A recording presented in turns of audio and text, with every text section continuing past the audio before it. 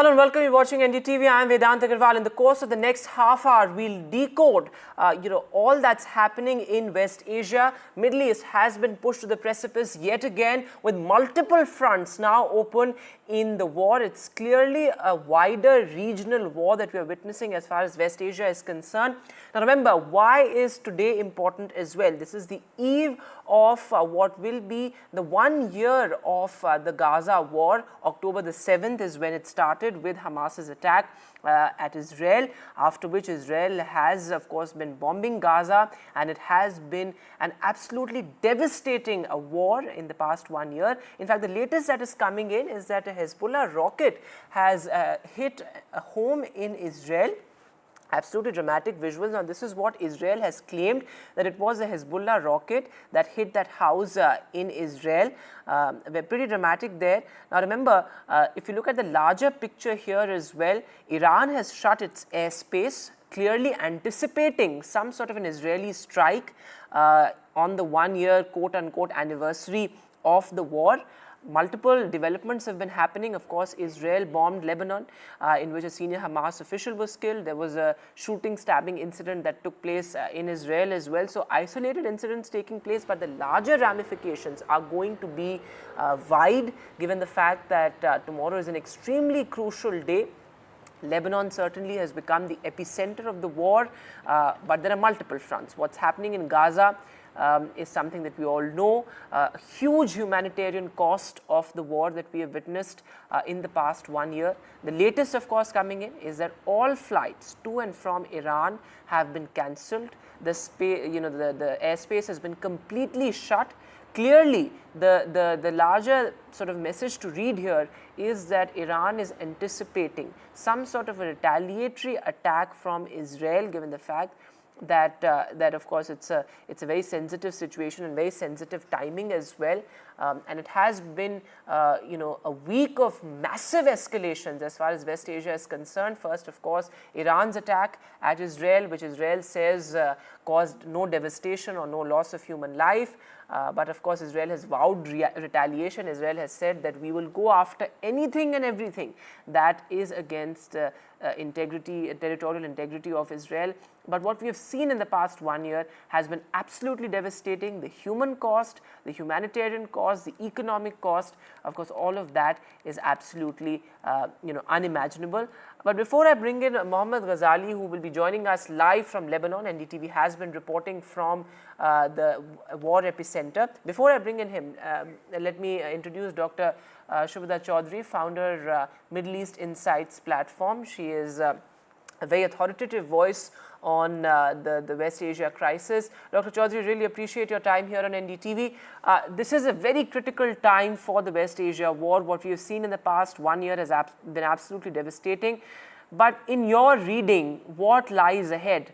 Tomorrow is the 1 year quote-unquote anniversary of the war. Iran has shut its airspace as well. What do you think will happen next? Thank you so much, first of all, for calling me. What I have received information so far is that in the Israeli civil society, there are fears that tomorrow IDF is going to attack Iran. Now, a couple of things that we don't really discuss. Today, 6th of October is also very important because it marks 51st anniversary of Yom Kippur War, when Syria and Egypt had attacked on Israel. Golda Meir was then the prime minister, and at that time also the Israeli soldiers were taken as hostages by both Egypt and Syria, around 1,300 of them. But within 5 months, these hostages were released by the negotiation of the Israeli Prime Minister and then US President Nixon, Secretary General Henry Kissinger. Second, the binary that we often think about between Iran and Israel. Let me tell you about 1980s, when we had the 1979, the revolution took place in Iran.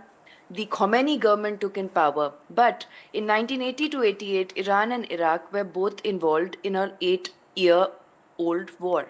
Now, what happened? During the Reagan administration, US used Israel to give shipments to Iran to fund the Contra rebels in Nicaragua. Israel was, in a multifaceted way, in diplomatic negotiations with the same theocratic government which right now it is standing against. Now, what has happened today? There has been a militant attack at Beersheba, at the bus station, at the shopping mall. One of the women border security members, her name is Shira Shaya. She has been killed. As far as I know, two more border security forces of Israel, they are in critical, very critical condition right now as we speak. Absolutely. And just reflecting also, Dr. Chaudhary, on what's happened in the past 1 year. I mean, the kind of devastation that we've seen in West Asia, what's happened in Gaza is absolutely unspeakable. You know, the loss of life, the loss of property, of course, entire generations being wiped out as far as Gaza is concerned. You know, it has been a really devastating war. Yes, there is a domicide, scholasticide, a genocide which is going on in Gaza. More than 42,000 people have been killed. Maximum of them are children. We don't know the official figures yet because there's no way to, validate facts in this kind of Dr. Chaudhary, necropolitics. stay on with us. I'm afraid I'll have to Yeah. interrupt you there. My colleague Mohammed Ghazali is joining us from the war zone. Ghazali, it's over to you. You know, it's a very critical time, as I was saying earlier as well. But it's over to you because I know it's a difficult situation for you to report No, I in understand, as well. Go ahead. I hope he's... See, Vedant, as you rightly mentioned, everybody is expecting some kind of development tomorrow because that also marks 1 year to the Gaza attack. And right now, the situation in Lebanon is tense. It's full of confusion because nobody knows what area of Lebanon is safe or not. Any area where there is even a slightest hint of association of people living there with Hezbollah, Israelis are striking it. Even there are areas which is densely populated. People have been warned not to stay there. Israel indiscriminately is dropping bombs. But despite the fact, the situation back in Israel is also tense. You saw the stabbing incident in Beersheba. It is in the south of Israel. It's a desert area. And in one of the bus stand, a Bedouin chap ran after people and stabbed around 9 people. One lady police security officer was killed as well at the bus stop. So the entire 1 year we have seen this war happening and it's expanding. It's sort of engulfing even those regions in the Middle East which had nothing to do with it directly or nothing to do with the October 7 attack directly. Now, all these rules of the game, which Mr. Netanyahu had announced back last year that they will avenge the attack avenge it from Hamas and eliminate all the threats in Gaza. It has been 1 year to this particular terror incident, and despite the fact the rocket attacks from Gaza has not stopped, and then Mr. Netanyahu expanded it to Lebanon. Even in Lebanon, initially, it was being believed that perhaps by promoting sectarian difference between Shia and Sunni, Shia group, generally Hezbollah members are Shia sect, and even then, it was perhaps believed that while creating this kind of sectarianism, Israel will have a winning or upper hand in the situation. But by indiscriminately bombing in this area, perhaps Israel is only creating more enemies. So that ploy has failed. Then reports emerged that perhaps US is expecting that amid all this turmoil, with Hezbollah appearing leaderless, they will go for a presidential election here to ensure that Hezbollah doesn't have any kind of representation in the Lebanese government. Even that doesn't seem to be working out because the kind of chaos Lebanon is in right now, with people getting displaced within urban areas. It's not even suburban areas. It's in the urban areas of Beirut. I have met around 100 families who have got displaced and are staying in the same hotel where I am putting up. So these are people who are residents of Lebanon. They had to leave their house. They had nothing to do with Hezbollah, and they have been met to displace from one area to another. Another tragedy is of the refugees. Lebanon, Syria, and Jordan are the three countries which have got maximum refugees from each other's country. And despite the fact there are many people who left Syria after 2011, after the civil war there, and then the emergence of ISIS, terror attacks there, they fled Syria, came to Lebanon. But years after that particular situation, the same people are now trying to leave Lebanon and move back to Syria, and even then they're facing aerial bombardment. So utter chaos in Lebanon as of now. The political situation is very unclear. There is a caretaker prime minister who has been calling for ceasefire, but there has been no Western country which has that authority right now to push Netanyahu and ask him to accept the ceasefire. And now there are reports emerging that perhaps he also wants to make the October 7th, the day when this deadly attack took place last year, into another or bring or sort of start another cycle of war or violence, because we heard the reports from Iran that they have suspended the flight operations in their airport in Tehran from tonight itself. We are also getting reports that how Iran is very concerned about its oil reserves, and simultaneously it is also threatening Israel that if Israel goes for any offensive, then there will be yet again a chain of violence with Iran firing rockets and missiles towards the occupied territory.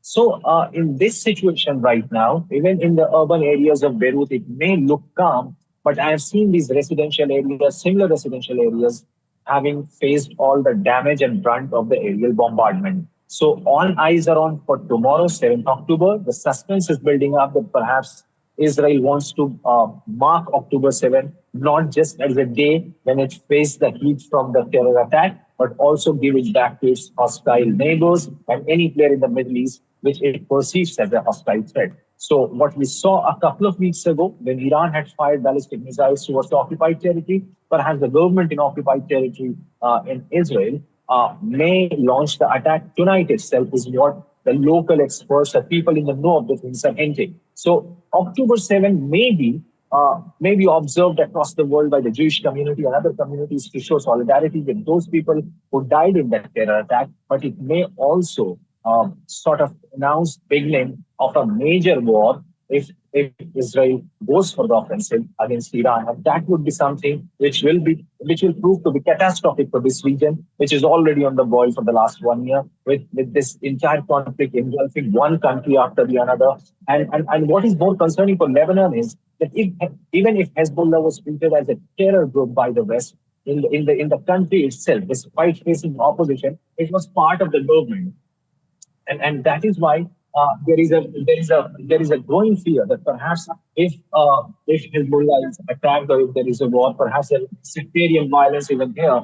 People who were against Hezbollah, they will try to take the situation, take advantage of the situation, and try to hit back at Hezbollah group members as well. Ghazali, thanks very much for that very brave reporting there, and do stay safe as you report from one of the major epicenters of the war. Clearly, Beirut is where the most amount of bombings have happened in the past 1 week or so. Dr. Shubhda Chaudhary continues to be with us. Dr. Chaudhary, clearly this has been a failure of all diplomatic efforts, particularly from the West. Now, of course, you have both President Joe Biden and, of course, Kamala Harris, even Donald Trump, saying that, we stand with Israel in terms of their right to self-defense. But clearly, they have failed in their efforts to facilitate some sort of a ceasefire in the past 1 year. There have been attempts made, but many would say those haven't been full-fledged attempts. And now, of course, the US also targeting the Houthi camps in Yemen. So the West is also very much in the war, and the diplomatic efforts have gone down the drain.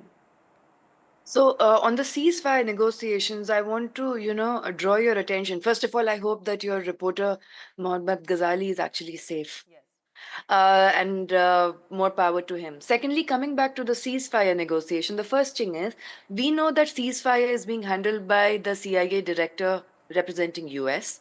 We know from the side of Israel, the Israeli chief intelligence chief is handling, head of domestic security chief is handling. The other representative is the military hostage chief of Israel. We do not know who is from Qatar and Egypt. We do not know the name of the dignitaries. Second, we do not know that, as far as I know right now, according to my sources, Israel or Netanyahu is ready to send Yahya Sinwar if he's still alive, because supposedly he's now communicating only with handwritten letters. So communication is taking time to figure out if he's alive or not. There were tons of bodies which were last week taken for forensics to find out the DNA sampling, and all of them in Israeli forensic hospital stated that it's not Yahya Sinwar. Anyway, Netanyahu is right now planning to send all the Gaza officials with their consent to Sudan on exile. Now, the very sarcastic thing is that, has anyone asked Sudan? Has anyone asked Hamas? At the same time, I would not like to give a very, utopian idea of Hamas and Hezbollah, because all of them have their own authoritative propaganda. At the same time, the delay in ceasefire negotiations, we are 29 days ahead, just left for the US elections. 29 to 30 days are left. The limit of, or exactly the trenches or the tentacles of the deep state, the military industrial complex, the arms lobby, which is making it into a business model right now. In spite of the humanitarian consequences that are operating, 7 countries right now are in a very difficult situation. It is Iraq, Absolutely. it is Syria, Iran, it is Yemen, Sure. it is Israel primarily, and Palestine. So the point is that, and so many others, even the missiles that Iran has, for example, the GCC countries have sweared neutrality right now, 2 days back. The point is that if they do not, a 1973 oil embargo by Saudi Arabia I think is that's not an possible. important point you're making, because that perhaps also gives us a sense of how this could expand into an even wider war. I think that's very important perspective there. Dr. Shubhda Chaudhary, thanks very much for being with us. But let's also take a look at how this war has played out in the past 1 year and what lies ahead. Take a look at this report.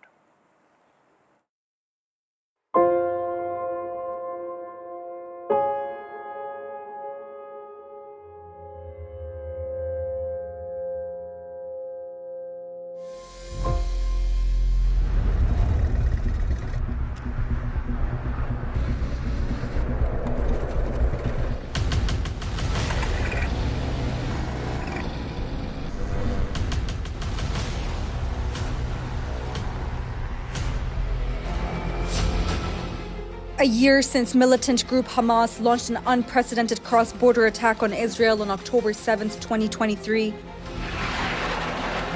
West Asia is on the brink of an all-out war.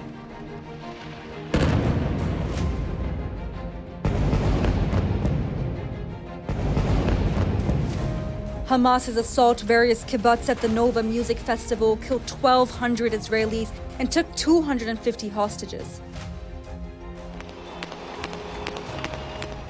Israel's subsequent retaliation triggered a year of devastation and turmoil across the region and the world.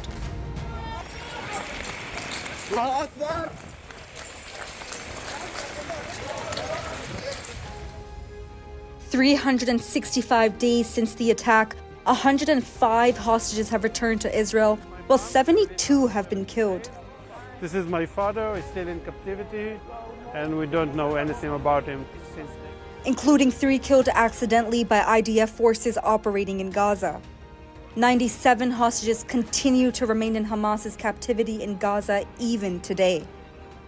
אזרחי ישראל, אנחנו במלחמה. לא במבצע, לא בסבבים, במלחמה. הבוקר חמאס פתח במתקפת פתע רצחני נגד מדינת ישראל ונגד אזרחיה.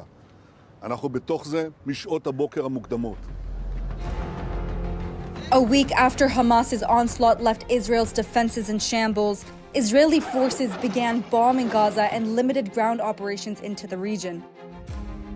Followed by a full-scale invasion into the region on 27th October. Over 2/3 of Gaza has been destroyed since the war, including schools, hospitals, and more. The WHO reports that only 12 of 36 hospitals in Gaza remained partially functional, leaving over 2 million Palestinians without access to proper health care. After a month of fighting, Israel and Hamas agreed to a Qatar and Egypt brokered temporary ceasefire on 24th November, the only ceasefire in the year-long war. During the 6-day truce, 105 hostages and 240 Palestinian detainees were freed, while several humanitarian aid trucks entered the Strip. The conflict resumed on 1st December with the IDF launching their first big ground assault on southern Gaza on the outskirts of Khan Yunis. Since the war began, Iran-backed Yemeni militant group the Houthis' attack on commercial shipping vessels has tormented global trade, restricting crucial shipping routes passing through West Asia. While the US, UK, among other allies have retaliated against the Houthis, the Indian Navy played a significant role in rescuing numerous ships struck by Houthi missiles.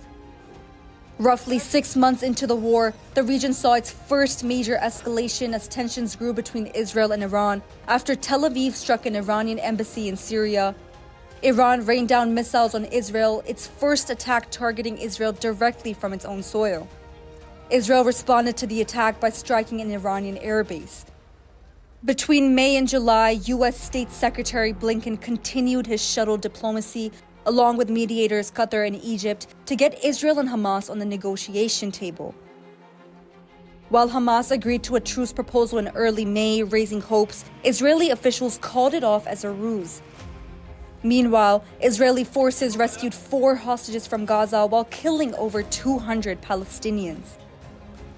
IDF's massive ground operations in Gaza displaced millions of Gazans, pushing them to the last corner of refuge in Rafah. While Netanyahu makes a controversial trip to the United States, vowing to continue the war until he secures total victory. The ICJ rules Israel's settlement in Gaza and the West Bank as unlawful. Perhaps the most consequential moment in the Israel-Hamas war apart from October 7th occurs.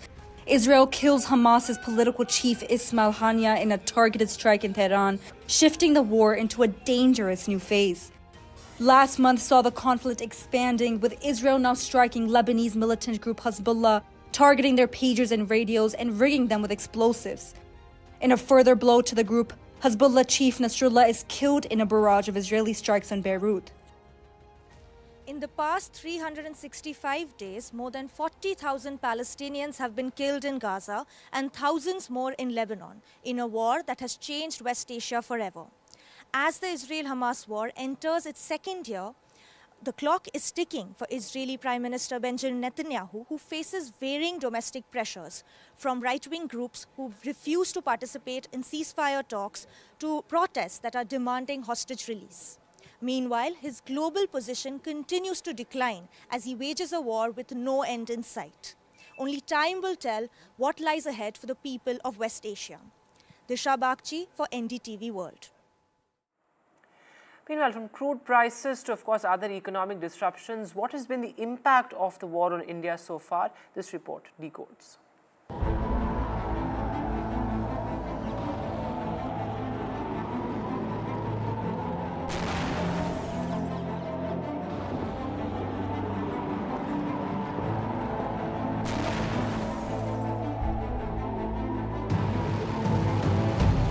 The conflict in West Asia is intensifying even more after Iran launched a series of missiles on Israel. This escalation not only threatens regional stability, but could have serious consequences for countries far beyond the Middle East, including India. At the heart of this disruption is the Red Sea, a crucial trade route that India heavily relies on. It connects Indian exporters with Europe, the US, Africa, and West Asia, regions that accounted for over $400 billion in trade in 2023 alone. But with ongoing attacks by Houthi rebels who are closely allied with Iran-backed Hezbollah, this crucial route could become inaccessible for an extended period. The immediate impact is that ships are now being forced to take longer routes around the Horn of Africa, bypassing the Suez Canal, which has pushed up freight costs by approximately 20%. This is squeezing profit margins, especially for industries exporting low-cost products such as textiles and engineering goods. In August, India's petroleum products exports reduced significantly to 5.95 billion, down from 9.54 billion the previous year, recording a 38% decline. India had been betting on the newly announced India-Middle East-Europe Economic Corridor, a strategic initiative aimed at reducing dependency on the Red Sea by creating faster alternative routes. आने वाले समय में यह भारत, पश्चिम Asia और Europe के बीच economic integration का प्रभावी माध्यम होगा. But the widening conflict in the region could now put this ambitious plan in jeopardy. But it is not all gloom and doom. Major regional players like Saudi Arabia and the UAE have so far remained neutral, allowing India to maintain stable trade relations with the Gulf Cooperation Council countries. There is nearly an 18% growth in trade with these countries within the first half of 2024. Meanwhile, the global shipping industry is witnessing a surge in profits, with companies like Maersk raising profit forecasts due to the crisis. But for Indian businesses, the high shipping costs are a burden, prompting renewed calls for the development of an Indian shipping line to reduce dependence on foreign operators. The risking geopolitical tensions have sparked a cautious response from policymakers and investors alike. On October 3rd, the Indian stock market took a hit, with the Sensex plunging over 1,800 points and Nifty dropping 565 points. Gold prices surged to near record highs, with 24-karat gold now at 78,240 rupees per 10 grams. On the other hand, global Brent crude prices rose above $75 per barrel, heightening concerns for India, the world's second largest crude oil importer. India's trade with Middle Eastern countries has also taken a hit, with exports to Israel plummeting by 63.5%. This is a crucial moment for India's economy as the region's instability continues to disrupt global trade routes. With Vidya Makedia, Samya Afsar for NDTV World.